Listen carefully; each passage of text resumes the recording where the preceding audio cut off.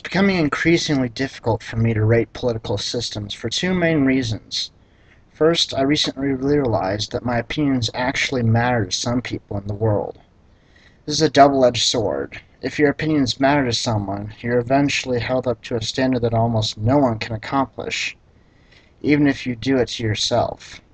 Fortunately, I haven't reached that point yet, but I'm still not used to this kind of pressure. Second, my ratings thus far haven't varied enough for me to seem like I'm in favor of any one particular political system. But enough of that. Let's get on to the main point of this video: communism. Since socialism and communism are very similar, I found it only logical to follow my last political video with one about the subject. So without further ado, let's get to it. Like socialism, the actions of the state correspond to the will of the majority. Like socialism, the working class have the most influence in the nation. Like socialism, democracy rules. The common man reigns supreme.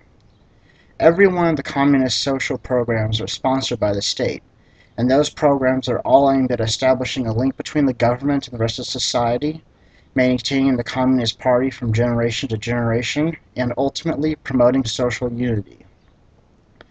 Communist states don't have a separation of powers, but this isn't necessarily a bad thing. The national legislature is the legally superior governing body of a communist state, and what is truly splendid about this legislature is its disregard for all entities but one, the people.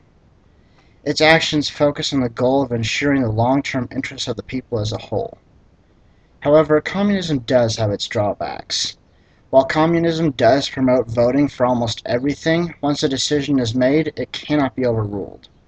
This prevents political factioning and ensures that the people stick to the majority's word, therefore making communism stricter than socialism.